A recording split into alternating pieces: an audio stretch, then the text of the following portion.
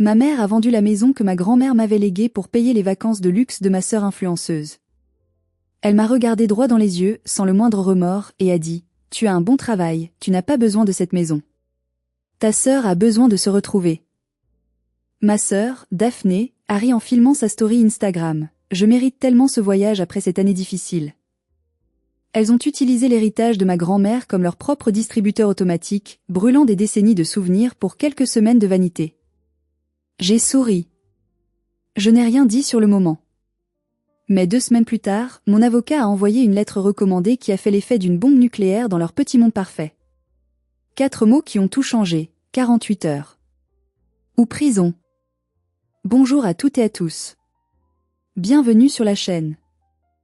Avant que nous ne plongions ensemble dans les eaux troubles de cette trahison familiale, j'aimerais prendre un court instant pour nous connecter. Dites-moi dans les commentaires d'où vous m'écoutez en ce moment. Est-ce que vous êtes à Paris, à Montréal, à Bruxelles ou peut-être ailleurs dans le monde? Et quelle heure est-il chez vous? J'aime imaginer que nous formons une grande famille, unie par ces histoires, peu importe la distance qui nous sépare. Tout a commencé un mardi de novembre, un de ces jours gris et pluvieux typiques de la Bretagne, où le ciel semble peser de tout son poids sur les toits d'ardoise. Je m'appelle Violaine. J'ai 32 ans et je suis restauratrice de livres anciens. Mon atelier, situé dans une petite ruelle pavée de Rennes, est mon sanctuaire. C'est un monde de silence, d'odeurs rassurantes de vieux papiers, de cuir tanné et de colle d'amidon. C'est un endroit où le temps s'arrête, où je répare ce qui a été abîmé par les années, où je redonne vie à des histoires oubliées. C'est un travail qui demande une patience infinie, une précision chirurgicale et un respect profond pour le passé. Une patience que je pensais posséder, jusqu'à ce que mon téléphone vibre violemment sur mon établi en chaîne, brisant la symphonie feutrée de mon quotidien. Je venais de terminer le nettoyage délicat d'une page de garde d'un manuscrit du XVIIIe siècle. J'ai essuyé mes mains, tachées de poussière d'or, sur mon tablier et j'ai saisi l'appareil. L'écran affichait une notification de mon application bancaire. Une alerte de sécurité rouge vif clignotait. Virement entrant bloqué, 450 000 € en attente de validation. Motif, montant inhabituel provenant d'une étude notariale. J'ai relu le message 1 fois, 2 fois, 3 fois. Les chiffres dansaient devant mes yeux, absurdes, irréels. 450 000 €. C'était une somme colossale, une somme qui change une vie. Je n'attendais aucun paiement de cette envergure. Je n'avais vendu aucun bien, je n'avais gagné à aucune loterie. Mon premier réflexe a été rationnel, une erreur informatique, un bug du système, peut-être une tentative de phishing sophistiqué. Mais en ouvrant les détails de la transaction, le nom de l'émetteur a fait geler le sang dans mes veines. Étude notariale de Maître Le Gall Saint-Malo. Maître Le Gall. Ce nom a résonné en moi comme un écho funèbre. C'était le notaire de ma famille. L'homme qui s'était occupé de la succession de ma grand-mère adorée, Mémé Yvonne, décédée 2 ans plus tôt. Pourquoi m'enverrait-il de l'argent maintenant? La succession était close depuis longtemps. Une nausée soudaine, violente, m'a saisi l'estomac. Ce montant. 450 000 €. C'était précis. Trop précis. C'était exactement l'estimation basse que l'agent immobilier avait donnée, il y a 3 ans, pour les Hortensias, la petite maison en pierre que ma grand-mère possédait sur les remparts de Saint-Malo, face à la mer tumultueuse. Cette maison qu'elle m'avait léguée. À moi. Exclusivement à moi. Mes mains ont commencé à trembler de manière incontrôlable. J'ai failli renverser mon pot de colle. J'ai composé le numéro du notaire, mes doigts glissant sur l'écran tactile. Ça sonnait dans le vide. Une sonnerie longue, monotone, exaspérante. J'ai raccroché et j'ai appelé ma mère, Liliane. Messagerie directe. J'ai appelé ma sœur, Daphné. Messagerie directe. Ce silence n'était pas normal. C'était le silence coupable de ceux qui savent qu'ils viennent de commettre l'irréparable.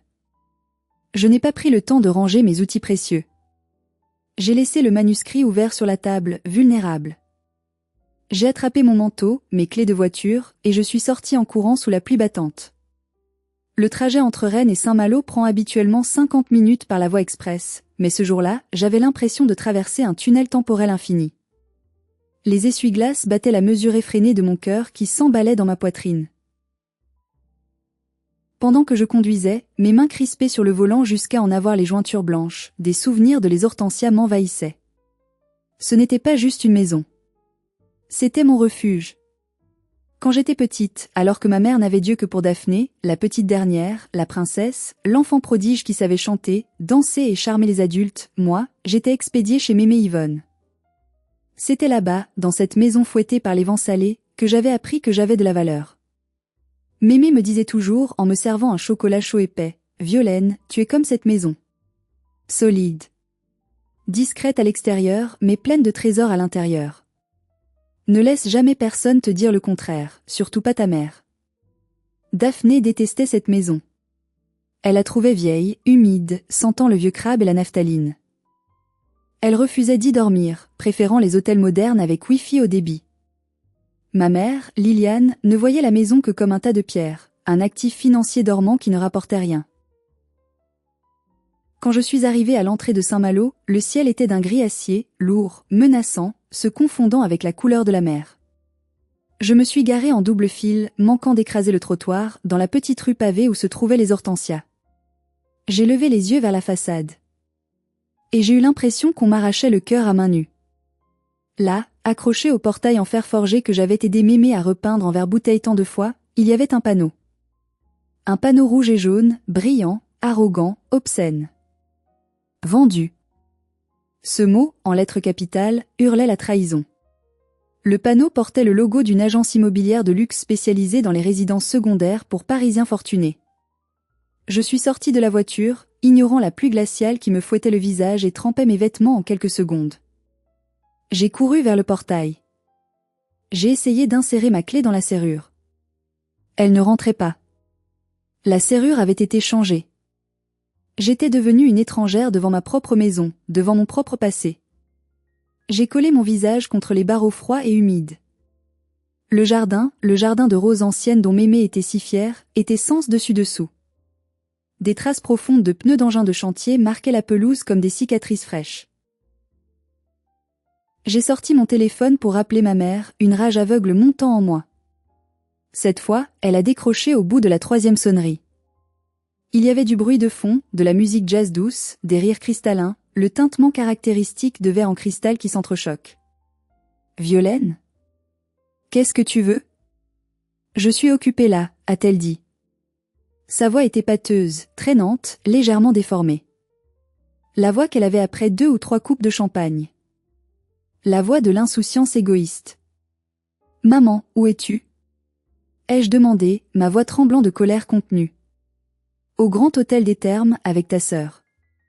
Nous célébrons une bonne nouvelle. » « Pourquoi ? » Tu as l'air hystérique, ma pauvre fille. Je suis devant la maison de Mémé, maman. Pourquoi il y a un panneau vendu sur le portail ? Pourquoi la serrure a été changée ? Il y a eu un silence à l'autre bout du fil. Un silence lourd, non pas de remords, mais d'agacement. Puis un soupir théâtral. « Oh, tu as déjà vu ? Je voulais t'en parler ce week-end, au calme, autour d'un café. Ne fais pas ta dramatique, s'il te plaît. Tu gâches l'ambiance. Rejoins-nous au bar de l'hôtel si tu veux qu'on t'explique. » Elle a raccroché. Juste comme ça. Comme si elle venait de vendre une vieille bicyclette rouillée sur un vide-grenier et non l'héritage sacré de sa propre mère, non l'avenir et le refuge de sa fille aînée. Je suis restée là, sous la pluie, pétrifiée, à regarder ce panneau vendu. La tristesse a laissé place à quelque chose de plus froid, de plus dur, de plus tranchant. Une colère méthodique et glaciale. Elles étaient au Grand Hôtel. Le palace de la ville. Le symbole du luxe ostentatoire. Bien sûr. Elles fêtaient leur crime en buvant du champagne millésimé, payé avec l'argent de ma grand-mère. Je suis remontée dans ma voiture. Je n'ai pas mis la radio. J'avais besoin de silence pour planifier ce que j'allais dire. J'allais entrer dans ce hall luxueux, avec mes cheveux mouillés et mes vêtements de travail modestes, et j'allais affronter les 2 personnes qui étaient censées m'aimer le plus au monde, mais qui venaient de me planter un couteau dans le dos. Mais ce que je ne savais pas encore, c'était l'ampleur de leur machination. Je pensais qu'elles avaient juste vendu la maison par avidité. Je n'imaginais pas encore qu'elles avaient commis un crime impardonnable pour le faire. Le Grand Hôtel des Thermes est un monde à part à Saint-Malo. C'est un bâtiment imposant face à la mer, où le temps semble suspendu, où la bourgeoisie vient boire du thé en regardant les vagues derrière de grandes baies vitrées insonorisées. C'est un monde de moquettes épaisses, de lustres en cristal et de murmures polis. Quand je suis entrée, le contraste avec la tempête extérieure était saisissant. La chaleur douce m'a enveloppée, mais elle ne pouvait pas réchauffer le froid que je ressentais à l'intérieur. Le portier m'a lancé un regard désapprobateur, scannant mes baskets mouillées et mon imperméable ruisselant qui laissait une traînée d'eau sur le marbre immaculé du hall. Je détonnais violemment au milieu des manteaux de fourrure et des costumes sur mesure. Je n'ai pas eu besoin de chercher longtemps. Je les ai repérés tout de suite. Elles étaient installées dans les meilleurs fauteuils en velours bleu du bar La Passerelle, face à l'océan déchaîné. Ma mère, Liliane, 58 ans, portait un tailleur Chanel qu'elle ne pouvait pas se payer la veille. Elle avait l'air radieuse, artificiellement jeune, riant la tête renversée en arrière. À côté d'elle, ma sœur, Daphné, 26 ans. La Golden Child. L'enfant doré. Elle tenait son téléphone dernier cri à bout de bras, une ring light portative clipsée dessus, et elle parlait à son écran avec cette voix fausse, mielleuse et surjouée qu'elle réservait à ses 50 000 abonnés sur les réseaux sociaux. Je me suis approchée doucement, comme un prédateur, mais pas étouffée par la moquette. Et donc voilà mes chéris, maman m'offre ce moment de détente incroyable avant mon grand départ pour les Maldives. C'est tellement important de prendre soin de sa santé mentale, vous savez? Cette année a été si toxique. Je mérite tellement ce reset.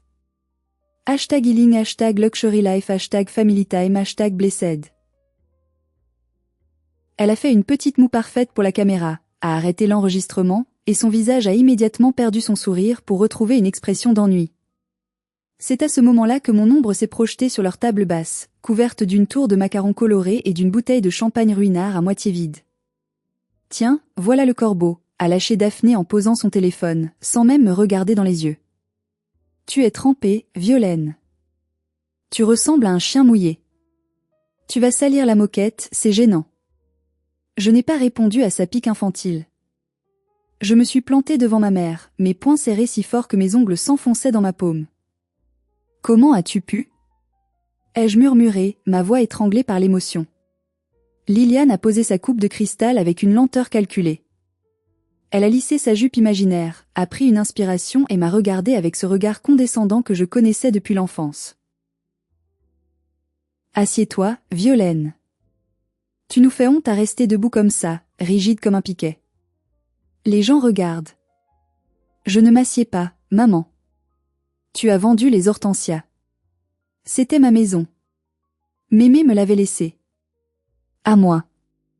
C'est écrit noir sur blanc dans le testament. Tu n'avais aucun droit. C'est de l'immobilier, Violaine, a répondu ma mère en haussant les épaules, comme si elle parlait de la météo. Ça ne sert à rien de laisser dormir de la pierre face à la mer. L'entretien coûte une fortune, les taxes foncières augmentent. Et puis, soyons honnêtes entre nous, tu n'y allais jamais. J'y allais tous les week-ends pour l'entretenir. C'est moi qui ai refait les peintures. C'est moi qui ai taillé les rosiers. C'est là que je voulais vivre plus tard, c'était mon projet de vie. Daphné a levé les yeux au ciel de manière théâtrale, attrapant un macaron à la framboise avec ses ongles manucurés. Oh, arrête de pleurnicher, Violaine. Tu es pathétique. Tu as ton petit boulot poussiéreux à Rennes, tu as ton appartement en centre-ville. Tu es stable, toi. Tu es la fille raisonnable, la fille ennuyeuse. Moi, j'étouffe ici. J'ai besoin d'espace, de lumière, de beau. Ma carrière d'influenceuse d'école, j'ai besoin de contenu de qualité. Les Maldives, c'est un investissement professionnel. Un investissement? Ai-je répété, incrédule, sentant la colère monter comme une marée. Tu as vendu ma maison, mon héritage, pour payer des vacances à Daphné? Pour qu'elle puisse prendre des photos en bikini? Pas seulement des vacances, a coupé ma mère sèchement, sa voix devenant plus dure. Ta sœur traverse une dépression. Elle est fragile. Elle a besoin de se reconstruire loin de la négativité. Et moi, j'avais des dettes, Violaine. Beaucoup de dettes. Tu sais que le marché de l'immobilier est difficile pour moi en ce moment, je n'ai rien vendu depuis 6 mois. Tes dettes? Ta dépression? J'ai crié, attirant enfin les regards choqués des tables voisines. Mais c'était ma maison. Comment as-tu fait pour la vendre sans ma signature? Le notaire n'aurait jamais accepté de signer l'acte sans moi. Liliane a eu un petit sourire en coin, presque fier, un sourire qui m'a glacé le sang. Elle a bu une gorgée de champagne, savourant son triomphe. J'ai utilisé la procuration. Le monde s'est arrêté une seconde autour de moi. Le bruit des conversations, le cliquetis des verres, le bruit des vagues, tout s'est tu. La procuration? Celle de quand Mémé était à l'hôpital? Il y a 3 ans? Exactement. J'avais encore les papiers originaux dans mon dossier. Le notaire n'a pas posé de questions, il me connaît depuis 20 ans. J'ai signé PO pour Yvonne. C'est pour la famille, Violaine. Mémé aurait voulu qu'on s'entraide. Elle n'aurait pas voulu que sa petite fille préférée souffre alors que toi tu es si, indépendante et solitaire. J'ai senti mes genoux flancher. J'ai dû m'appuyer lourdement au dossier d'une chaise vide pour ne pas tomber. Maman. Mémé est morte. La procuration s'arrête au décès de la personne. C'est la loi. C'est la base du droit. Tu ne peux pas utiliser la signature d'une morte. Tu as menti au notaire. Daphné a éclaté de rire. Un rire cristallin, cruel, dépourvu de toute empathie. Oh là là, voilà madame je sais tout. Toujours à sortir les règles, les lois, les principes. On s'en fiche, Violaine. Personne ne vérifie ces trucs-là. L'acheteur voulait la maison, il a payé cash, maman voulait vendre, tout le monde est content. L'argent est sur le compte de maman maintenant. Enfin, ce qu'il en reste après avoir réservé mon voyage en première classe et payé les cartes de crédit en retard. Tu as déjà dépensé l'argent? Ai-je murmuré, horrifié. Une bonne partie, a admis Liliane sans gêne. Et je vais te faire un virement, ne t'inquiète pas. 5 000 €. Peut-être 10 000 si tu es gentil et que tu arrêtes de faire cette tête d'enterrement. C'est déjà beau, non? Pour une maison que tu n'as pas payée toi-même. C'est de l'argent gratuit pour toi. Je les ai regardés. Vraiment regardés. Ma mère, avec son maquillage qui commençait à filer sous la chaleur du bar, essayant désespérément de maintenir son illusion de richesse et de grandeur. Ma sœur, vide, superficielle, prête à cannibaliser sa propre famille, à voler sa propre sœur, pour quelques likes sur un réseau social. Elle pensait vraiment que c'était normal.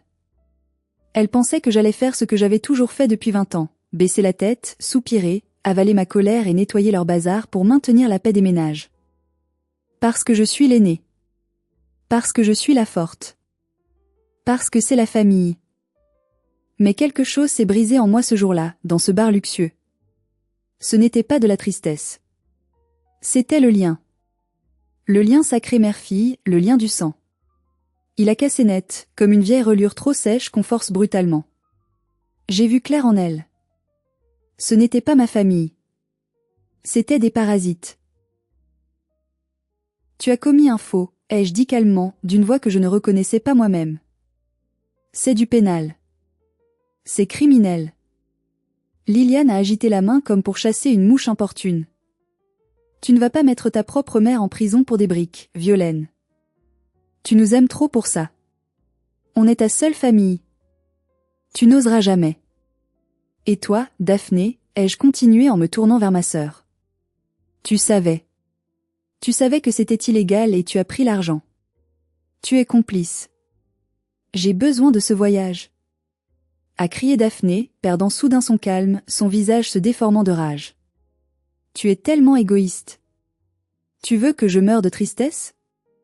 Tu es jalouse parce que maman m'a toujours préférée. Tu as toujours été jalouse de moi. J'ai reculé d'un pas, comme si elles étaient contagieuses. Profitez bien de votre champagne, ai-je dit froidement.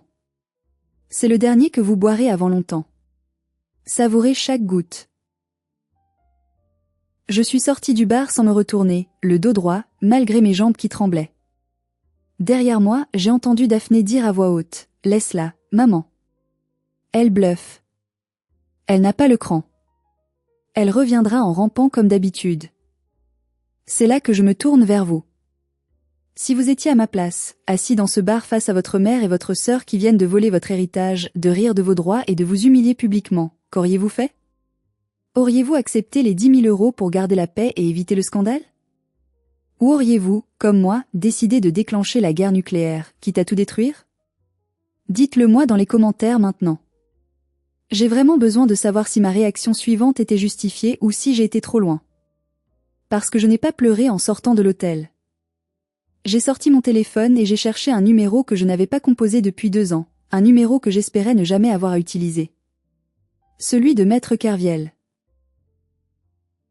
Je ne suis pas rentré tout de suite à Rennes. La rage qui bouillonnait en moi m'empêchait de rester immobile. J'ai conduit jusqu'à ma banque, une petite agence locale située près des remparts. J'avais un atout dans ma manche qu'elles ignoraient totalement. Un secret que je gardais précieusement depuis 2 ans. Ma mère pensait tout savoir. Elle pensait que Mémé Yvonne était une vieille dame sénile qui laissait traîner ses papiers et signait n'importe quoi. Mais Mémé était maligne. Elle connaissait la nature rapace de sa propre fille. Elle avait vu comment Liliane la regardait, calculant déjà l'héritage alors qu'elle était encore bien vivante. Quelques mois avant sa mort, alors qu'elle était affaiblie mais parfaitement lucide, elle m'avait confié une petite clé en laiton, froide et lourde. C'est pour le coffre 402, ma chérie, m'avait-elle chuchoté, me serrant la main de ses doigts noueux. Si un jour Liliane fait des siennes, si un jour elle essaie de te prendre ce que je te donne, ouvre la boîte. Je suis descendue dans la salle des coffres, accompagnée par un employé silencieux. L'odeur métallique et froide de la pièce m'a calmée. J'ai ouvert le compartiment 402. À l'intérieur, il n'y avait pas de bijoux, pas d'or. Juste une vieille boîte à biscuits en fer blanc, décorée de motifs bretons un peu passés, une boîte qui sentait encore les sablés au beurre que Mémé faisait autrefois. J'ai ouvert le couvercle avec émotion. À l'intérieur, l'original du testament holographe, écrit entièrement de la main tremblante mais ferme de ma grand-mère. Il était daté et enregistré, et il stipulait noir sur blanc. Je lègue ma maison les Hortensias à ma petite fille Violaine, or par successoral, sur la quotité disponible, afin qu'elle reste dans la famille et ne soit pas liquidée pour payer des dettes frivoles. Mais plus important encore, il y avait une lettre. Une lettre manuscrite de Mémé adressée au notaire et à moi, expliquant qu'elle révoquait formellement toute procuration donnée à Liliane par le passé. Elle avait daté cette révocation 1 an avant sa mort. Elle avait senti le danger. Elle avait anticipé la trahison. Avec ces documents serrés contre ma poitrine comme un bouclier, j'ai pris rendez-vous en urgence avec Maître Kerviel. Maître Kerviel n'est pas un avocat comme les autres. C'est une légende à Saint-Malo. Un homme de 60 ans, sec comme un coup de trique, avec des yeux gris perçants qui semblent scanner votre âme et détecter le moindre mensonge. On l'appelle l'avocat de fer. Il a horreur de 2 choses, l'injustice faite aux faibles et les gens qui manquent de respect aux dernières volontés des défunts. Son bureau était sombre, tapissé de livres de droit reliés en cuir, une odeur de vieux tabac et de sérieux flottant dans l'air. Je lui ai tout raconté. La vente, le panneau, la confrontation humiliante à l'hôtel, la confession arrogante de ma mère sur l'utilisation de la procuration, le rire de ma sœur. Je n'ai rien omis, pas même les détails les plus douloureux. Il écoutait sans m'interrompre, prenant des notes rapides sur un bloc jaune avec un stylo plume. Le grattement de la plume sur le papier était le seul bruit dans la pièce. Quand j'ai fini, il a posé son stylo, a enlevé ses lunettes et a joint ses mains sous son menton. Mademoiselle, ce que votre mère a fait porte un nom très précis et très grave dans le code pénal, a-t-il dit de sa voix rocailleuse, pesant chaque mot. Escroquerie? Ai-je demandé timidement. Pire. Faux et usage de faux en écriture publique. Abus de confiance. Et potentiellement, blanchiment d'argent si elle tente de dissimuler les fonds ou de les transformer en voyages et en biens de consommation. Utiliser une procuration après le décès du mandant pour vendre un bien immobilier à l'insu de l'héritier légitime, c'est d'une stupidité criminelle rare.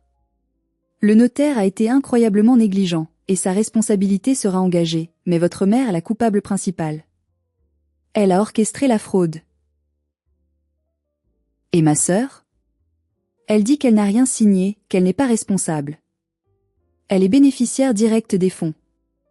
Elle sait pertinemment que l'argent est d'origine frauduleuse puisqu'elle était présente lors de vos discussions. C'est du recel de vol et d'escroquerie. Elle est complice. La loi est très claire là-dessus, profiter du fruit d'un crime en connaissance de cause est un crime. Il m'a regardé par-dessus ses lunettes, son regard devenant plus intense. La question est, jusqu'où voulez-vous aller, Violaine? Une procédure pénale va détruire votre mère. Elle risque la prison ferme, la saisie de tous ses biens, et une interdiction de gérer. Et votre sœur aura un casier judiciaire indélébile qui la suivra toute sa vie. Êtes-vous prête à faire ça à votre propre famille? Êtes-vous prête à être celle qui appuie sur le bouton? J'ai fermé les yeux. J'ai repensé au rire de Daphné. À l'indifférence cruelle de ma mère. À la façon dont elles ont piétiné la mémoire de Mémé Yvonne pour un voyage aux Maldives et des sacs à main de marque. J'ai pensé à Mémé, qui avait voulu protéger cette maison pour moi. Elles ont détruit la famille au moment où elles ont signé cet acte de vente, maître. Elles ont choisi l'argent plutôt que moi. Je ne fais que nettoyer les décombres qu'elles ont laissés. Allez-y. Ne retenez pas vos coups. Très bien, a dit Kerviel avec un sourire froid, presque prédateur, qui n'a pas atteint ses yeux. Nous n'allons pas porter plainte tout de suite. La justice est lente. Nous allons d'abord leur donner une chance de réparer, ou, plus probablement, une chance de s'enfoncer davantage et de nous donner encore plus de preuves. Il a rédigé une lettre sous mes yeux. Pas une lettre de 3 pages pleines de jargon incompréhensible. Juste une page. Claire. Brutale. Chirurgicale.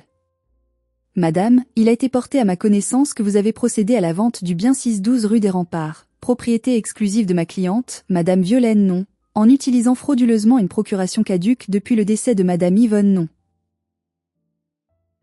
Ceci constitue les délits de faux, usage de faux et abus de confiance, passibles de 3 à 5 ans d'emprisonnement et 375 000 € d'amende selon les articles du Code pénal.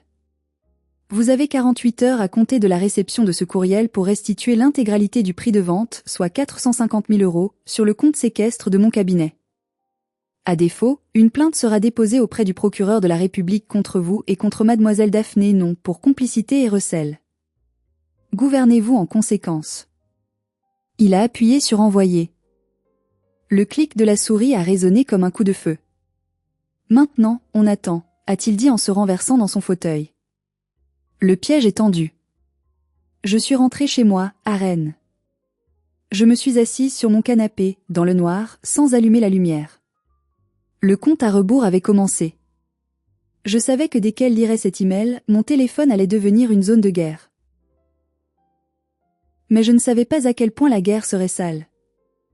Je ne savais pas jusqu'où une mère pouvait descendre pour sauver sa peau. Le premier appel est arrivé à 8h02 le lendemain matin. C'était Daphné. La précision de l'horaire indiquait qu'elle venait de se réveiller et de vérifier ses notifications. Je n'ai pas décroché. J'ai regardé l'écran s'illuminer avec son nom, ce nom que j'avais autrefois associé à des jeux d'enfants et à des rires partagés. Aujourd'hui, il ne m'évoquait que le dégoût. J'ai laissé aller sur messagerie. Un message vocal a suivi immédiatement. J'ai appuyé sur lecture, le haut-parleur brisant le silence de mon appartement. Violaine. C'est quoi cette merde? A hurlé Daphné, sa voix saturant le micro. Un mail de ton avocat? Tu es sérieuse? On est à l'aéroport. On a nos valises. On embarque dans 2 heures pour Malais. Tu ne peux pas nous faire ça maintenant. Rappelle-moi tout de suite et dis à ton chien de garde d'annuler tout ça. C'est une blague, hein? Dis-moi que c'est une blague. J'ai bu une gorgée de café froid. Non, Daphné, ce n'était pas une blague. 5 minutes plus tard, un deuxième appel. Puis un troisième. Finalement, un autre message vocal. La voix de Daphné avait changé. La colère arrogante avait laissé place à une panique larmoyante. Violaine, s'il te plaît. J'ai déjà posté la photo de mes billets en business class sur Instagram. Tout le monde sait que je pars. Si je n'y vais pas, je vais avoir l'air de quoi? Les marques vont me lâcher. Tu vas ruiner ma carrière. Je suis ta petite sœur. Tu ne peux pas me faire ça pour une histoire de maison. Réponds-moi. À 8h30, c'était au tour de ma mère. Liliane. Ma fille. Je viens de lire le courrier de ce maître Kerviel. Tu n'as pas honte? Menacer ta propre mère de prison? Après tout ce que j'ai sacrifié pour toi? Je t'ai porté 9 mois, Violaine. J'ai payé tes études de restauration de vieux papiers inutiles alors que je n'avais pas d'argent. Et c'est comme ça que tu me remercies? En m'envoyant les huissiers? J'écoutais les messages, impassible. C'était fascinant, d'une manière morbide. En moins d'une heure, elle traversait toutes les étapes du deuil, le déni, la colère, le marchandage, la dépression. Mais jamais, à aucun moment, je n'ai entendu l'acceptation de leur tort ou des excuses sincères. Pas un pardon. Pas un on a fait une erreur. Juste moi. À midi, le ton a changé radicalement. C'est devenu sombre, menaçant. Elles avaient dû réaliser qu'elles étaient coincées. Un message texte de Liliane s'est affiché. Si tu ne retires pas ta plainte d'ici ce soir, tu vas le regretter amèrement. Je connais des choses sur toi. Je dirai à tout le monde que tu es instable psychologiquement. Je dirai que c'est toi qui m'as demandé de vendre la maison pour payer tes dettes de drogue et que tu as changé d'avis parce que tu es bipolaire. Personne ne te croira. Je suis ta mère, les gens me croiront moi. J'ai relu le message, stupéfaite. Dette de drogue? Moi? La personne la plus ennuyeuse et la plus rangée de la Terre? C'était délirant. Mais c'était dangereux. Puis un message de Daphné. Tu es juste une vieille fille jalouse, aigrie et moche. Maman a raison. Tu ne mérites rien. Tu veux juste nous gâcher la vie parce que la tienne est vide. Crève avec ton argent, sale garce. Chaque message était une balle qu'elle se tirait dans le pied. Chaque insulte, chaque menace était une preuve de plus pour mon dossier. Je transférais tout, méthodiquement, à Maître Kerviel. Continuez, mesdames, murmurai-je. Creusez votre tombe. Le soir du premier jour, le silence est retombé. Un silence lourd, pesant, chargé d'électricité statique. Je savais pourquoi. Elles n'avaient pas l'argent. Elles avaient déjà dépensé une partie significative pour solder les dettes de jeu de ma mère, un détail sordide que j'apprendrai plus tard, et pour réserver les hôtels de luxe non remboursables de Daphné. Elles ne pouvaient pas rendre 450 000 € en 48 heures. C'était mathématiquement impossible pour elles. Elles étaient piégées. Et une bête piégée, surtout une bête narcissique comme ma mère, est infiniment dangereuse. J'ai très mal dormi cette nuit-là. Je faisais des cauchemars où la maison de Mémé était dévorée par des flammes gigantesques, et ma mère jetait de l'essence dessus en riant, tandis que Daphné dansait autour du brasier en se filmant. Le lendemain matin, jour de l'expiration de l'ultimatum, je suis allée travailler. J'avais besoin de normalité. J'avais besoin de la routine rassurante de l'atelier, de la sensation du papier sous mes doigts. Vers 10 heures, j'étais en train de recoller le dos d'une Bible du 19e siècle, concentrée sur chaque geste, quand la porte de l'atelier s'est ouverte violemment. La petite clochette d'entrée a tinté si fort qu'elle a failli se décrocher du mur. Ce n'était pas un client. C'était Liliane. Elle avait les yeux cernés de noir, les cheveux en bataille, le visage ravagé par une nuit sans sommeil et la rage. Elle ne ressemblait plus à la dame bourgeoise sophistiquée de l'hôtel. Elle ressemblait à une furie sortie des enfers. Et elle n'était pas seule. Elle avait amené Daphné, qui tenait son téléphone à la main, filmant la scène en direct sur Instagram. La voilà. A hurlé ma mère en entrant, me pointant du doigt comme une sorcière. La fille ingrate. La voleuse. Regardez-la. Mes deux collègues ont levé la tête, stupéfaits, leurs outils en suspens. Mon patron, Monsieur Da Silva, un homme doux, érudit et calme, est sorti de son bureau, ajustant ses lunettes. Madame ? Qu'est-ce qui se passe ?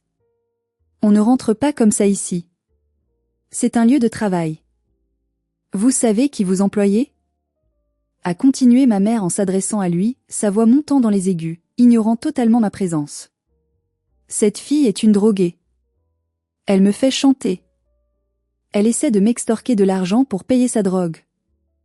Elle a inventé toute une histoire d'héritage pour me voler. Elle bat sa mère.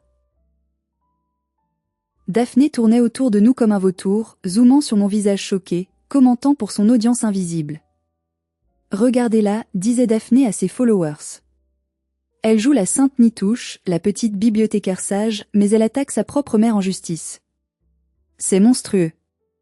Partagez ce live, il faut que tout le monde sache la vérité sur Violaine la manipulatrice. J'étais pétrifiée. La honte me brûlait les joues.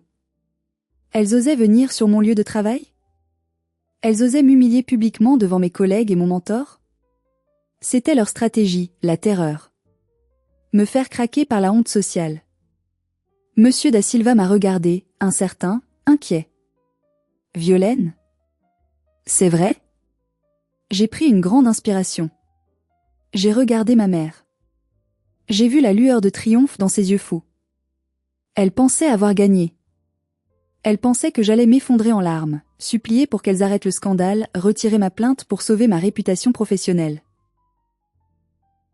Mais elle avait oublié une chose essentielle. Je suis la petite fille d'Yvonne. Et je suis restauratrice.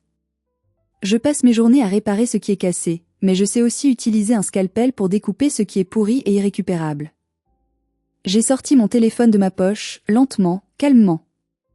J'ai connecté le Bluetooth à l'enceinte portable puissante que nous utilisions pour écouter de la musique classique dans l'atelier. Tu veux que tout le monde sache la vérité, maman? Ai-je dit d'une voix qui ne tremblait pas. D'accord. Écoutons la vérité. J'ai appuyé sur lecture.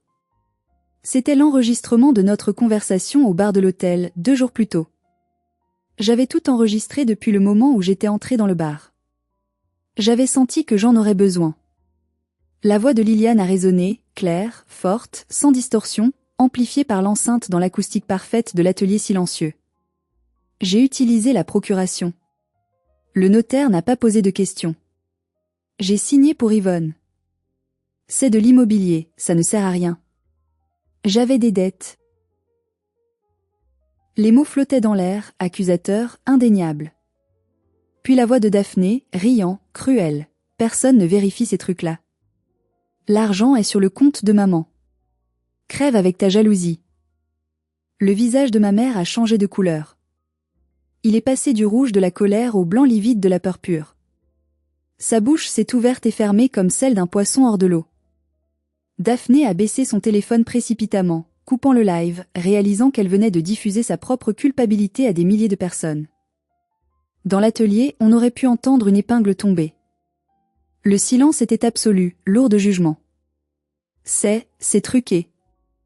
A balbutié ma mère, reculant d'un pas, cherchant un appui. C'est de l'IA. C'est un montage. Elle a fabriqué ça. Monsieur Da Silva s'est avancé. Son visage, habituellement bienveillant, était fermé comme une porte de prison. Il a croisé les bras. Madame, dit-il d'une voix glaciale qui ne tolérait aucune réplique. Je crois qu'il vaut mieux que vous partiez immédiatement. Avant que j'appelle la police pour trouble à l'ordre public, diffamation et harcèlement sur le lieu de travail. J'ai entendu ce que j'avais besoin d'entendre. Et je connais Violaine depuis 10 ans. Je sais qui elle est. Sortez. Liliane a reculé encore, trébuchant presque. Pour la première fois de sa vie, elle a vu le mépris dans les yeux des autres, non pas pour sa fille, mais pour elle-même. Elle a compris que son spectacle s'était retourné contre elle de la manière la plus spectaculaire. Tu vas le payer, a-t-elle sifflé en passant près de moi, me foudroyant du regard. Tu n'es plus ma fille. Tu es morte pour moi. Je sais, ai-je répondu calmement. Je suis orpheline depuis le jour où tu as vendu ma maison. Adieu, Liliane. Elles sont parties sous les regards méprisants de mes collègues, la queue entre les jambes. J'ai regardé l'heure. Il était 11 heures. Il restait 1 heure avant la fin de l'ultimatum des 48 heures. Je me suis assise sur mon tabouret, mes jambes lâchant enfin sous la pression.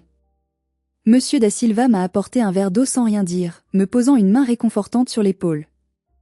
Je savais que c'était fini. La guerre était officiellement déclarée. Il n'y aurait pas de retour en arrière, pas de réconciliation possible. Mais je ne savais pas encore que ma plus grande arme pour gagner cette guerre ne serait pas mon avocat, ni même cet enregistrement. Ce serait la lâcheté et l'égoïsme de ma propre sœur. L'ultimatum de 48 heures a expiré à midi pile. Aucun virement n'est arrivé sur le compte séquestre. À 12h01, Maître Kerviel a déposé la plainte officielle auprès du procureur de la République et a lancé une procédure de référé d'heure à heure pour geler les avoirs de ma mère et de ma sœur. La justice française peut être lente, c'est vrai, mais quand il s'agit de fraude avérée avec des preuves aussi flagrantes qu'un aveu enregistré et des menaces écrites, elle peut être étonnamment efficace pour bloquer l'argent avant qu'il ne disparaisse dans la nature. Le lendemain matin, les comptes bancaires de Liliane et Daphné ont été saisis à titre conservatoire. Daphné m'a envoyé un message à 14 heures. Elle était coincée à la boutique Chanel de la rue Royale Arène. Elle avait voulu s'acheter une sorte de cadeau de consolation. Sa carte avait été refusée. Elle avait essayé 3 cartes différentes. Paiement refusé. Contactez votre banque. L'humiliation totale devant les vendeurs et les autres clients. Tu as bloqué mes comptes? Je ne peux même pas m'acheter un café. Je ne peux pas payer mon Uber. Tu es un monstre. C'est illégal. C'est là que j'ai vu l'opportunité. Ma mère et ma sœur fonctionnaient comme un clan, un bloc monolithique de toxicité. Tant qu'elles étaient unies, elles se soutenaient dans leurs mensonges. Pour gagner vite et récupérer ma maison avant que le nouveau propriétaire ne commence les travaux de démolition, je devais briser ce bloc. Je devais les monter l'une contre l'autre. Je devais utiliser leur égoïsme contre elles. J'ai appelé Maître Kerviel. Maître, Daphné est lâche. Elle aime l'argent, son image et sa liberté plus que tout. Elle n'a aucune loyauté réelle envers ma mère. Si on lui offre une porte de sortie, si on lui fait peur, elle trahira Liliane en une seconde. C'est une stratégie classique, le dilemme du prisonnier, a répondu l'avocat, visiblement satisfait. Que proposez-vous? On lui dit que si elle témoigne contre Liliane, si elle prouve que c'est Liliane qui a tout orchestré et qu'elle a menti à Daphné sur la légalité de la chose, je ne demanderai pas de dommages et intérêts contre elle au civil. Je laisserai le pénal suivre son cours, mais je ne m'acharnerai pas. Je plaiderai pour qu'elle soit considérée comme une victime manipulée. Kerviel a accepté. Il a contacté Daphné. J'ai donné rendez-vous à ma sœur dans un café discret, loin du centre-ville, un endroit où personne ne la reconnaîtrait. Elle est arrivée avec des lunettes noires immenses, un foulard sur la tête, l'air traqué. Elle n'avait plus son arrogance de l'hôtel. Elle avait peur. Elle sentait le sol se dérober sous ses pieds. « Qu'est-ce que tu veux ?» a-t-elle craché en s'asseyant, regardant nerveusement autour d'elle. « Je veux te sauver, Daphné. »« Me sauver ? Tu as gelé mon argent. Maman dit que tu es folle, qu'on va gagner au tribunal parce que la famille passe avant tout et que les juges ne mettent pas les mères en prison. Maman te ment, ai-je dit doucement, en me penchant vers elle.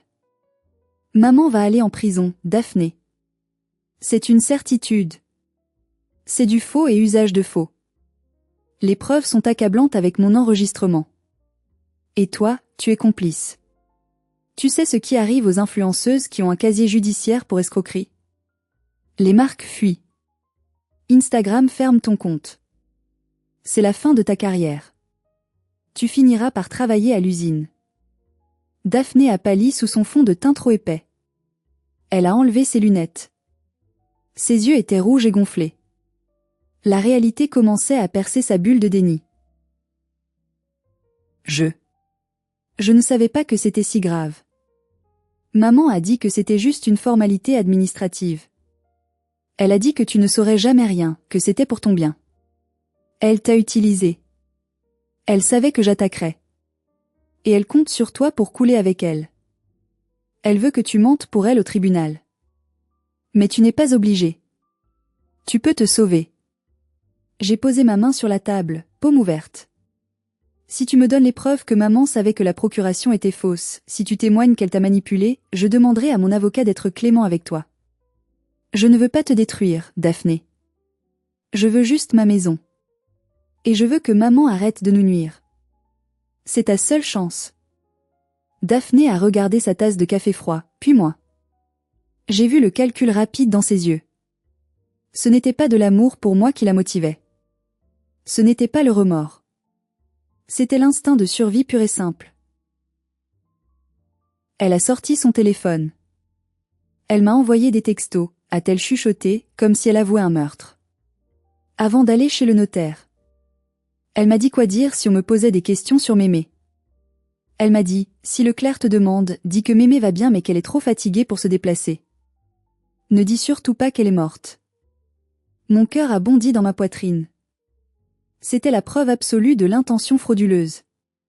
C'était le clou final dans le cercueil de la défense de ma mère. Envoie-moi les captures d'écran, Daphné. Maintenant. Elle a hésité une seconde. Une seconde interminable où le destin de notre famille a basculé définitivement. Puis elle a appuyé sur envoyer. Mon téléphone a vibré. Les images étaient là. Claires. Nettes. Accablantes. C'est fait, a-t-elle dit, la voix tremblante, une larme coulant sur sa joue. Je suis désolée, Violaine. Vraiment. Je sais, ai-je menti. Je savais qu'elle n'était pas désolée d'avoir volé. Elle était désolée d'avoir été prise. Mais à ce moment-là, ça m'était égal. J'avais gagné. L'alliance était brisée. Ma mère était seule face à son destin. Le procès allait être un massacre. Le jour de l'audience, 6 mois plus tard, le ciel de Saint-Malo était d'un bleu limpide, insolent de beauté. Comme si la nature elle-même voulait mettre en lumière la vérité crue. Le tribunal correctionnel était bondé. L'affaire avait fait un peu de bruit localement, une notable déchue vend l'héritage de sa fille morte. Les gens aiment les drames bourgeois, ils aiment voir les riches tomber. Je me suis assise au premier rang, à côté de Maître Kerviel. Je portais un tailleur bleu marine, simple, digne. Je ne voulais pas attirer l'attention. Je voulais juste que justice soit faite. Mes mains étaient calmes, posées sur mes genoux. De l'autre côté de l'allée, ma mère était assise avec son avocat commis d'office. Son avocat habituel l'avait lâchée quand les comptes avaient été gelés et qu'elle ne pouvait plus payer ses honoraires. Elle avait vieilli de 10 ans en 6 mois. Elle avait perdu sa superbe. Elle me lançait des regards noirs, chargés de haine pure, mais aussi d'une peur nouvelle. Daphné était assise loin derrière, au fond de la salle, cachée sous un grand chapeau et des lunettes de soleil. Elle ne regardait personne. Elle était là pour témoigner, contrainte et forcée. Le procès a commencé. L'atmosphère était lourde. La juge, une femme aux cheveux gris coupés courts et au regard sévère, a lu les chefs d'accusation d'une voix monotone. Faux. Usage de faux. Escroquerie.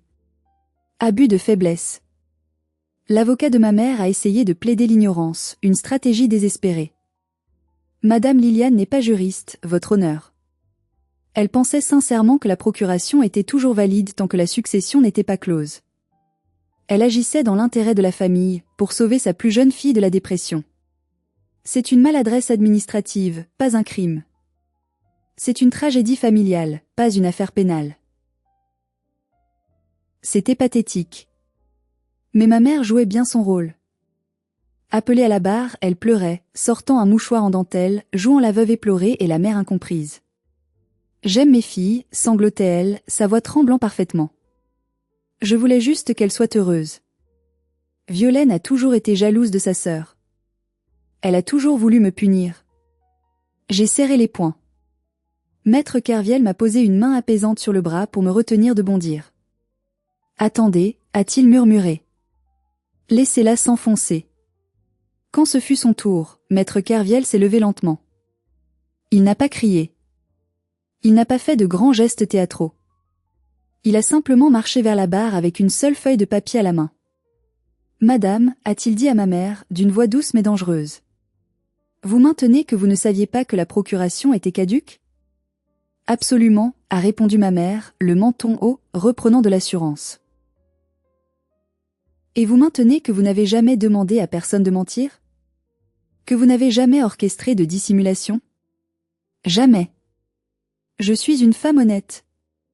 Je suis une mère dévouée. Kerviel s'est tourné vers la juge. Madame la présidente, j'aimerais verser au dossier la pièce numéro 12. Une série d'échanges SMS entre l'accusé et sa fille, Daphné, datée du 14 octobre. Soit 2 jours avant la signature chez le notaire. Ces messages nous ont été fournis par mademoiselle Daphné elle-même. Il a lu à voix haute, dans le silence de mort du tribunal. Chaque mot tombait comme une pierre. Maman, n'oublie pas, si le clerc te demande, mémé est juste fatigué. Surtout ne dis pas le mot décès. Ils ne vérifieront pas l'état civil si on a l'air sûr de nous. On vend, on prend l'argent, et on gère Violaine plus tard. Elle n'osera rien dire, cette petite imbécile.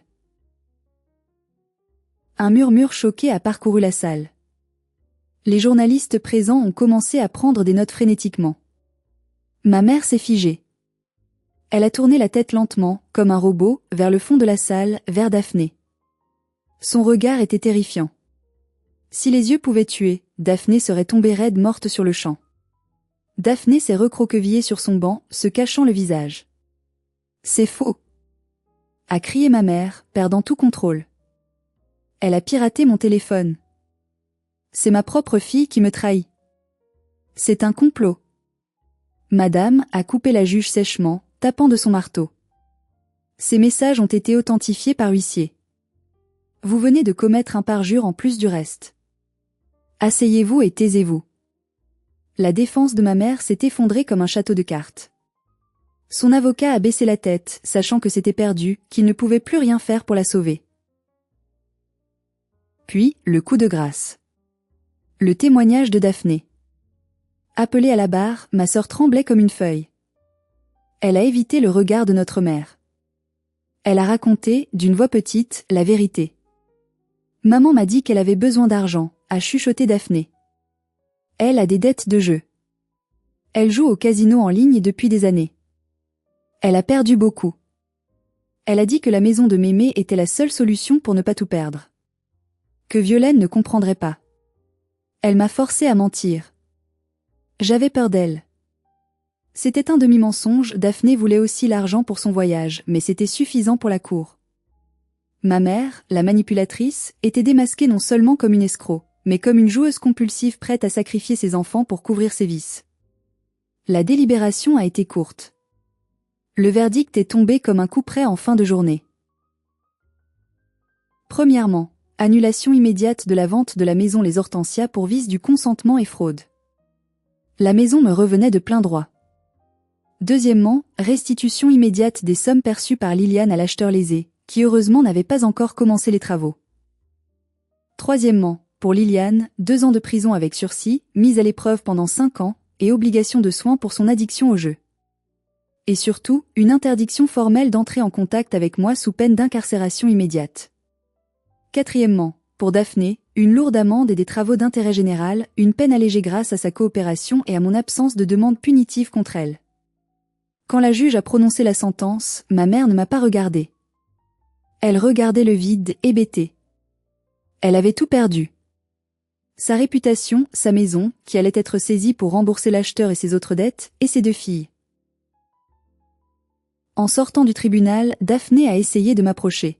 « Violaine, merci. Tu as tenu parole. On peut aller boire un café? Juste toutes les 2? » Je l'ai regardée. J'ai vu la même fille superficielle, juste un peu plus effrayée, cherchant déjà un nouveau protecteur. Non, Daphné. J'ai tenu parole juridiquement. Mais humainement, c'est fini. Tu as choisi ton camp il y a bien longtemps. Ne m'appelle plus jamais. Je l'ai laissé là, sur les marches froides du palais de justice, seul avec ses choix. J'ai marché vers ma voiture. J'ai inspiré l'air salin de Saint-Malo. J'étais libre. Les mois qui ont suivi ont été une période de reconstruction étrange, à la fois douloureuse et libératrice. La maison de ma mère, celle où j'avais grandi, celle qui était le théâtre de tant de mauvais souvenirs, a été saisie par la banque et vendue aux enchères pour rembourser l'acheteur des Hortensias et les créanciers de jeu. Liliane vit maintenant dans un petit 2 pièces en HLM à la périphérie de Nantes. Je n'ai aucune nouvelle directe d'elle, et c'est mieux ainsi. On m'a dit qu'elle travaillait comme caissière à temps partiel dans un supermarché. Une chute vertigineuse pour celle qui se prenait pour une grande dame et méprisait les petites gens. Daphné a dû vendre toutes ses affaires de luxe pour payer son amende. Ses sacs Chanel, ses chaussures Louboutin, sa voiture. Sa réputation d'influenceuse a pris un coup fatal quand l'histoire a fuité sur des forums locaux et que les détails du procès ont été rendus publics. Elle a dû supprimer ses comptes sous la vague de haine. Aujourd'hui, elle travaille dans une parfumerie de centre commercial. Elle m'envoie parfois des cartes pour Noël, des tentatives maladroites de reconnexion. Je les jette sans les ouvrir. Quant à moi, je suis retournée aux Hortensias. La première fois que j'ai rouvert la porte avec ma nouvelle clé, l'odeur de renfermé m'a pris à la gorge. Mais c'était notre odeur. C'était l'odeur de Mémé Yvonne. J'ai arraché le panneau vendu de mes propres mains, sentant le plastique céder sous mes doigts, et je l'ai jeté à la déchetterie. C'était le geste le plus satisfaisant de ma vie, une exorcisation. J'ai passé des semaines à tout nettoyer. J'ai effacé les traces des visites immobilières, les traces de boue laissées par les engins de chantier dans le jardin. J'ai remis les meubles de Mémé à leur place exacte. Mais je ne voulais pas juste garder la maison pour moi, comme un mausolée égoïste. Mémé Yvonne était une femme généreuse, ouverte sur le monde. Elle aimait les livres autant que moi. Elle croyait au pouvoir de la transmission. Alors j'ai pris une décision radicale. J'ai transformé le vaste rez-de-chaussée de la maison en une bibliothèque associative et un atelier de reliure ouvert au public. Je l'ai appelée la bibliothèque d'Yvonne. Aujourd'hui, les habitants du quartier viennent emprunter des livres, boire un thé face à la mer, ou apprendre à réparer leurs vieux ouvrages abîmés. La maison vit. Elle résonne de rires d'enfants, de discussions passionnées, de pages qu'on tourne avec respect. Ce n'est plus un actif financier dormant pour payer des vacances aux Maldives. C'est un phare de culture et de partage. Parfois, le soir, quand tout le monde est parti et que le silence retombe, je m'assois sur la terrasse en pierre, une tasse de thé à la main, face à la mer qui change de couleur. Je pense à ma famille. Ça fait mal, encore un peu. La trahison laisse des cicatrices profondes que même le meilleur restaurateur de livres ne peut pas effacer totalement. Il y a un vide là où il devrait y avoir une mère et une sœur. Mais j'ai appris une leçon vitale à travers cette épreuve. Le sang ne fait pas la famille.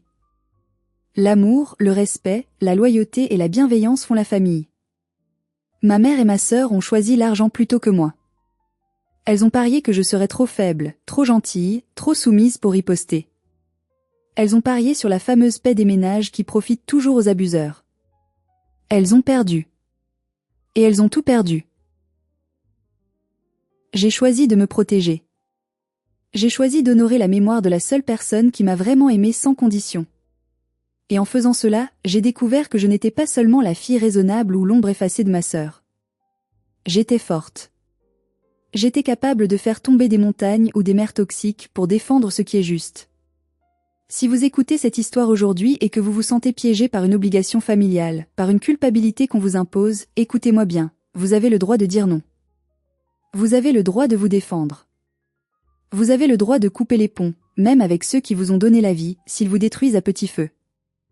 Ne soyez pas le paillasson sur lequel ils essuient leurs pieds avant d'entrer dans leur vie de luxe. Soyez la porte blindée qui reste fermée aux prédateurs.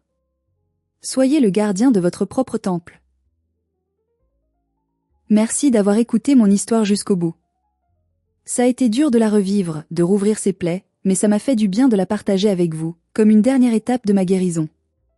Si vous avez déjà vécu une trahison similaire, ou si vous avez réussi à poser des limites avec une famille toxique, partagez votre expérience dans les commentaires ci-dessous. Votre courage peut aider quelqu'un d'autre à se lever et à dire stop. Et n'oubliez pas de vous abonner à la chaîne, de liker cette vidéo pour soutenir ce genre de témoignages, et d'activer la cloche pour ne rien rater. On se retrouve très vite pour une autre histoire de vie. Prenez soin de vous, et surtout, protégez votre héritage qu'il soit matériel ou émotionnel. Au revoir. It was good. What'd you stream?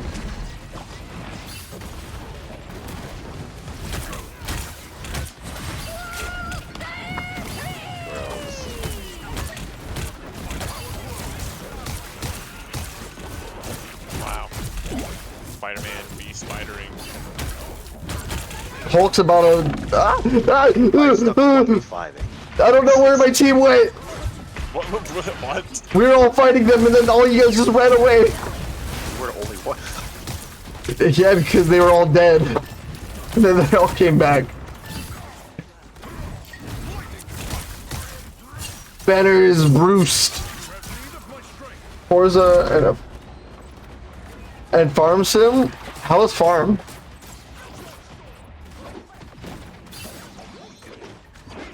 There he goes. He's hulking out, guys. Hi.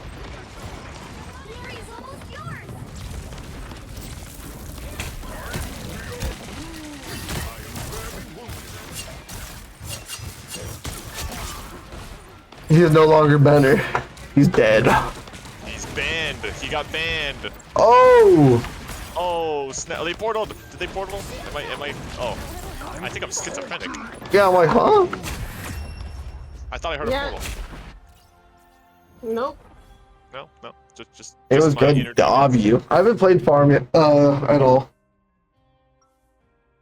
I don't know if I want to play Farm Simulator. Farming These simulator. guardians never shrink from battles or I mean, should I play Farm Simulator?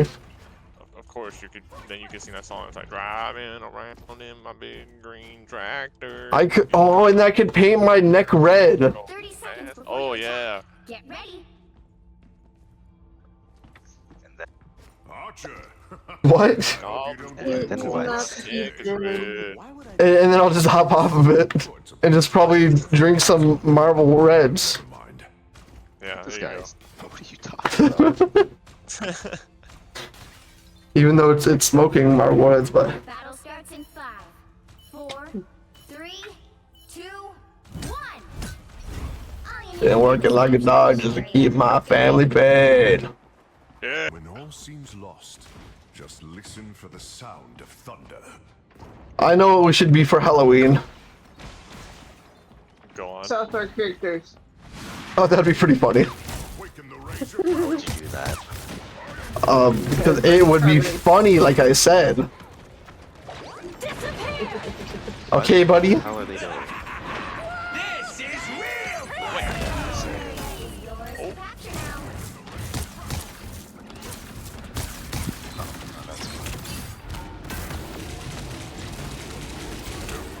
Oh shit.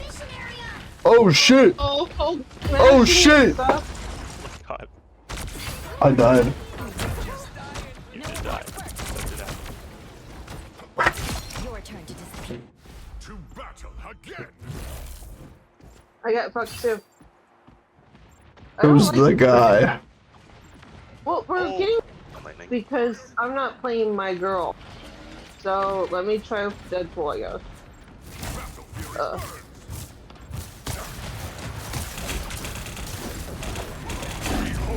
I'm distracting him. This Hulk is on me, dude. I distract him. Oh my god. He's going for me. Behold the god of thunder. Stupid. To battle Uh-oh. again. I call and boob, my neck is red. Now that song stuck in my head. Thank you, Lightning. Welcome. Their team's capture progress has passed a halfway point.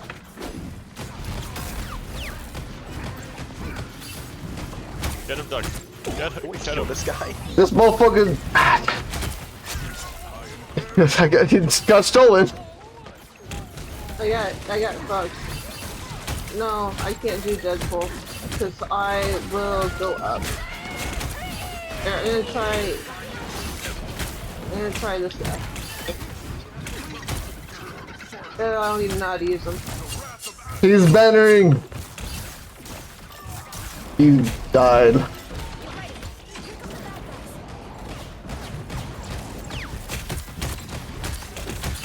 I am not going over here. You got a big dick, at least how I got their supports, guys. I got their supports.